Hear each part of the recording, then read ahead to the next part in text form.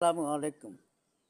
সম্মানিত আমার Facebook fan follower ভাই ও বোনেরা, সকলের উদ্দেশ্যে আমি একটা কথা বলবো। যদি হাতে সময় থাকে তাহলে আল্লাহর রস্তে দয়া করে শুনে যাবেন কথাটা। ইনশাল্লাহ এই কথা থেকে হয়তোবা আপনাকে নতুবা আমাকে আল্লাহ তাআলা হেদায়েত দিতে পারেন, কারণ হেদায়েতের মালিক আল্লাহ। আমি আর আপনি হলাম উসিলা, একজন আরেকজনকে শুধু পরামর্শ দিতে পারবো এবং দাওয়াত দিতে পারবো। তবে সর্বশেষ ঠিকানা আমি দেখাইতেছি। এটা কিন্তু একটা কবরস্থান। এই যে ভালো করে দেখেন, একটা কবরস্থান। আপনার আমার শেষ ঠিকানা কিন্তু এখানে হবে, হয় আজ নয়তো কাল। তাই আমরা চেষ্টা করব সকলে আল্লাহর হুকুম মেনে চলার চেষ্টা করব, নবীর তরিকা অনুযায়ী চলার চেষ্টা করব। আমরা এই দুনিয়াতে চিরস্থায়ী না, এই দুনিয়াটা আমার আর আপনার জন্য ক্ষণস্থায়ী। সকল প্রাণীরই কিন্তু একদিন না একদিন মৃত্যুর স্বাদ গ্রহণ করতেই হবে, বাধ্যতামূলক।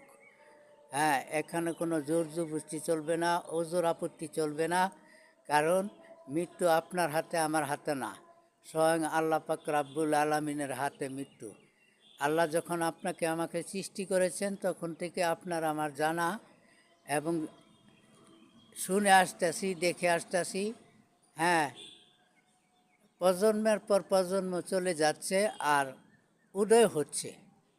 আমিও আর আপনি একদিন চলে যাব, পরবর্তীতে আমাদের প্রজন্ম থাকবে, তারাও চলে যাবে, এক এক করে সবাই চলে যাবে।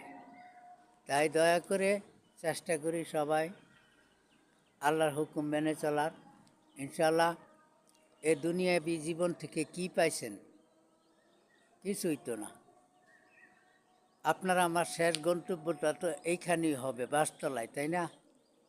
তাই শেষ গন্তব্য এখানে হওয়ার আগে আমরা একটু বিবেচনা করি যে আমার শেষ গন্তব্যটা যখন বাসতলায় হবে, তখন বাসতলার জায়গাটা তো আমাদের সুন্দর করতে হবে, তাই না? তো সুন্দর করার জন্য কি করতে হবে? সুন্দর করার জন্য সত্যকে সত্য বলতে হবে, মিথ্যাকে মিথ্যা বলতে হবে, সাদাকে সাদা বলতে হবে, কালাকে কালা বলতে হবে এবং আল্লাহর বিধান মতন চলতে হবে, আল্লাহর হুকুম মতন চলতে হবে, নবীর তরিকা মতন চলতে হবে। ভাই, ফেসবুকে আইসা আমরা অনেকে অহেতুক সময় নষ্ট করি, অথচ সালাতের সময় যায় আমরা সালাত কায়েম করি না। চেষ্টা করব সালাত কায়েম করার পরে আমরা